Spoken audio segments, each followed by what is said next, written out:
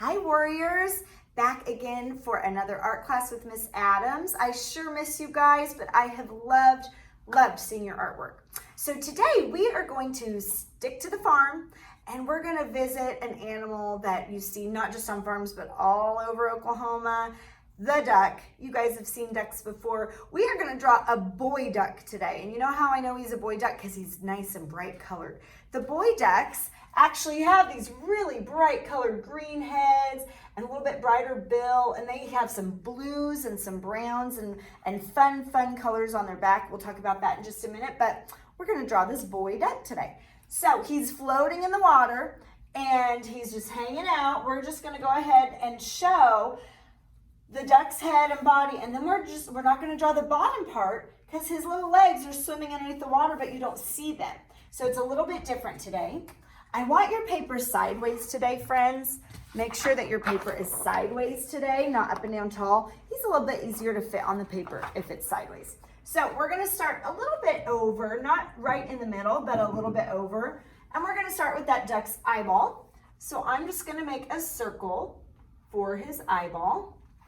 And on the inside of that circle, I'm going to make almost a dot, not quite a dot, but almost a dot for the inside of his eye. And then, of course, ducks have those duck bills, right? You guys have heard of those duck bills. They're not quite as pointy as other birds. They're not big like flamingos and toucans, and they're kind of flattened. And so they're really good at, what do you think they're good for? They are good for catching things in the water, catching fish in the water. So we are going to go ahead and make that duck bill.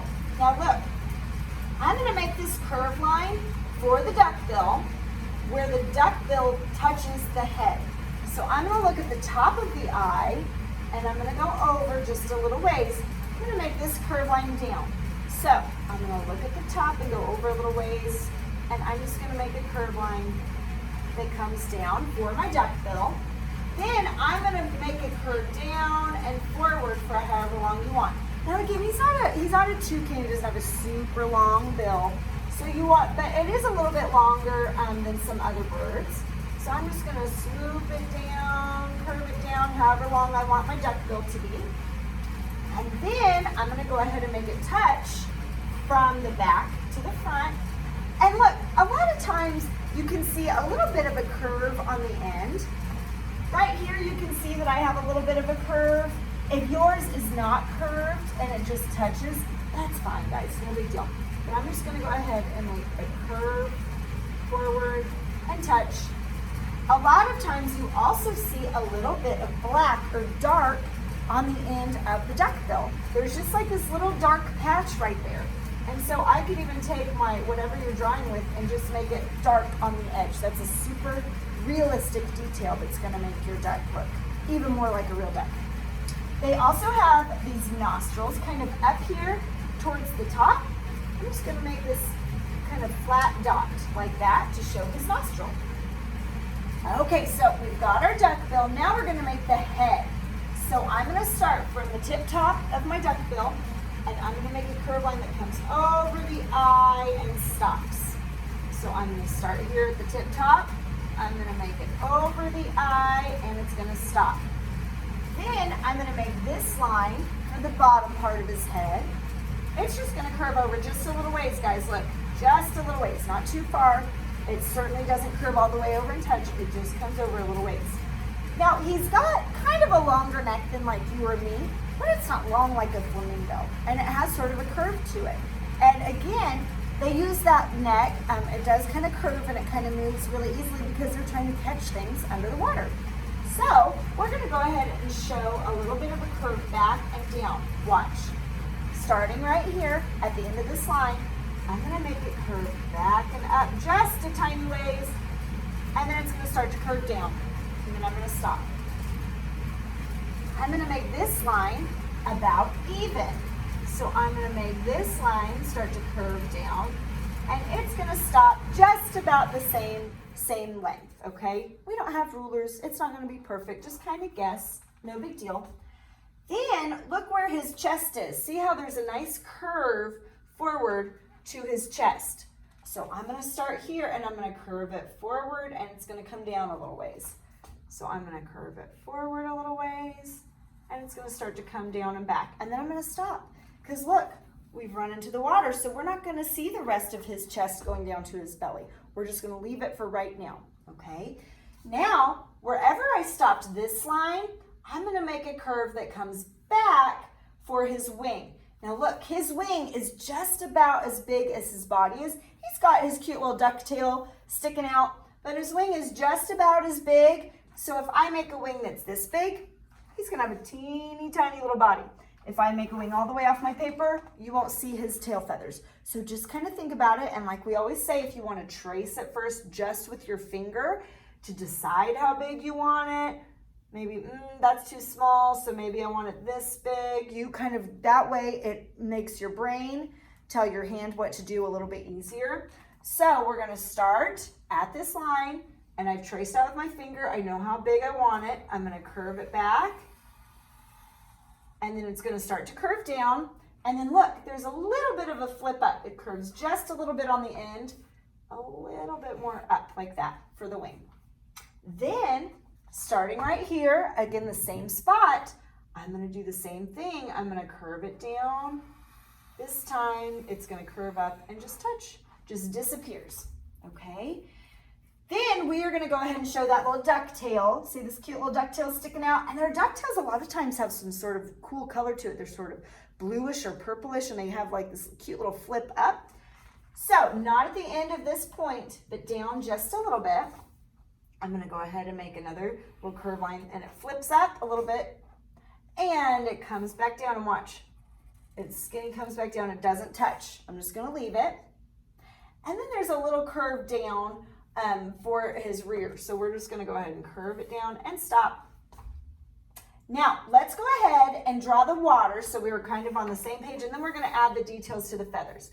All the way across the paper, we're gonna make a wavy line for the water that his body is sitting in. We're not just gonna make a wavy line right underneath his body. The water goes all the way across, okay? The water's not just floating in the middle of your page. We really need to practice making sure background goes all the way across your paper. So all the way from one edge to the other, I'm just gonna make a wavy line.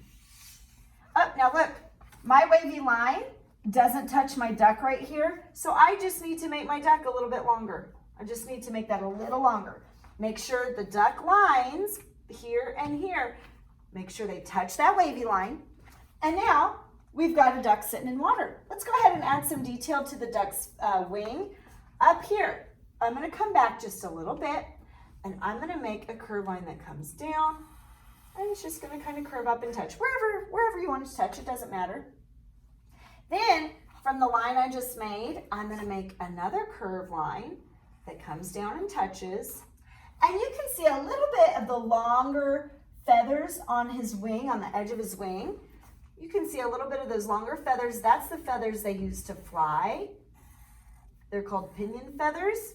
And we're just gonna show those little feathers right there, okay? Oh, and something else that's really realistic and a kind of a cool detail for these ducks, these boy ducks, they have, it almost looks like a white necklace that goes across their neck. So I'm gonna make, going across their neck, I'm gonna make 1, 2 curve lines. You can make it smooth or you can make it bumpy, because of course it's feathers, so it might have like a rough bumpy look to it. So you're gonna go ahead and add that necklace going across, and then I want you to think about the coloring. So, oh, and before I forget, I forgot one more detail. On his belly, as you can see, on his chest and on his belly, he's darker, he's like more brown. So, and then behind, it's a little bit lighter. See where it divides right here? So we're gonna show, let me show you a close-up. We're gonna show where his chest and his belly is that dark brown. So starting right here, exactly where we started, these times, we're gonna do the same thing, only it's gonna come all the way down and it's gonna touch the water. So if you want a realistic mallard duck, you are gonna use some of these colors that you see. Most of the time, these mallard ducks have like this really cool green on their head, and their chest is like dark brown, and their bill is bright yellow. Don't forget to leave that little necklace, that little white necklace across his neck. and you can see some different shades of browns and grays, and even a little bit of blue and purple in his tail feathers. So that is how you would color your mallard duck to look like a real duck, okay? If you want a pink and purple and orange duck, go for it. You know I love abstract artwork, not realistic artwork. But if you want it to look realistic, I want you to take a look at what I did here. I added some green on the head and some brown on the chest, and then some other browns and grays on the back, even a little bit of blue, because their feathers, when they're shiny, they look sort of blue back here especially. So this is sort of how it would look in real life. But like I said, if you want a purple polka dot duck, fine by me.